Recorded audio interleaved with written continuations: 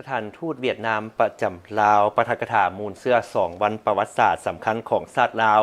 โดยผู้เข้าร่วมได้รับรู้เสื่อมซึมเข้าใจยากลึกซึ้งถึงบรรดาเหตุการณ์การเคลื่อนไหวในแต่ละระยะบนเส้นทางอันละเอียดละเอี้ยวเสียสละเลือดเนื้อเพื่อการปฏิวัติซึ่งมันได้เป็นขีดหมายแห่งไสยชนะของการต่อสู้กู้ชาติอันพิละอาจหาญในมื้อนี้วันที่9ธันวาคม2025สถานทูตเวียดนามประจำลาวได้จัดปาฐกถา2วันประวัติศาสตร์สำคัญของชาติคือวันสถาปนาสาธารณรัฐประชาธิปไตยประชาชนลาวครบรอบ50 ปีและวันคล้ายวันเกิดประธานไกรสอนพรหมวิหารครบรอบ105 ปีให้เกียรติปาฐกถาโดยสหายสมสวัสดิ์เล็งสวัสดิ์อดีตกรรมการกรมการเมืองศูนย์กลางพรรคอดีตรองนายกรัฐมนตรีโดยมีสหายเงียนมิงเติมเอกอัครราชทูตวิสามัญผู้มีอำนาจเต็มแห่งสาธารณรัฐสังคมนิยมเวียดนามประจำลาวพร้อมโดยพนักงานและภาคส่วนต่างๆอ้อมข้างสถานทูตเวียดนามประจำลาวเข้าร่วม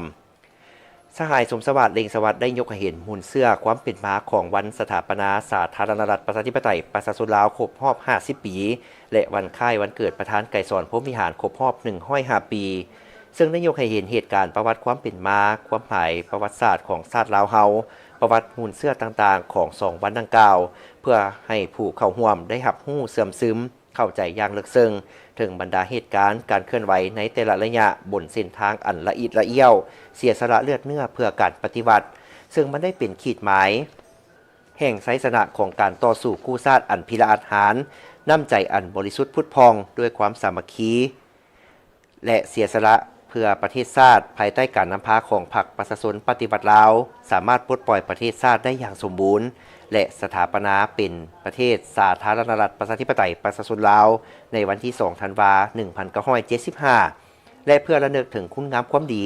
ทางเป็นการแสดงความกตัญญูรู้บุญคุณต่อท่านประธานไกรสอนพรหมวิหารผู้นำที่แสนเคารพรักของปวงชนลาวทั้งชาติโดยภายใต้การนำพาต่อสู้ปลดปล่อยชาติปกปักรักษาและพัฒนาประเทศชาติประธานไกรสอนพรหมวิหารได้กลายเป็นตัวแทนรวมยอดแห่งความหักชาติและเป็นสัญลักษณ์แห่งชาติลาววีรชนคนลาวพิละอาจหาญเป็นนักการเมืองที่ฉลาดซ่องไสเป็นนายทหารที่ปีศาจสามารถเป็นนักทฤษฎีแนวคิดที่ยิ่งใหญ่ของชาติลาวและพรรคได้วางแนวทางเปลี่ยนแปลงใหม่รอบด้านโดยเริ่มจากการเปลี่ยนแปลงด้านเศรษฐกิจสุขยู่เวียกงานการหันสู่อุตสาหกรรมทันสมัยและสืบต่อหัดแน่นสายพัวพันกับบรรดาประเทศเพื่อนมิตรยุทธศาสตร์ให้นับมือมีความแน่นแฟ้นและขยายตัวอย่างบ่หยุดยั้ง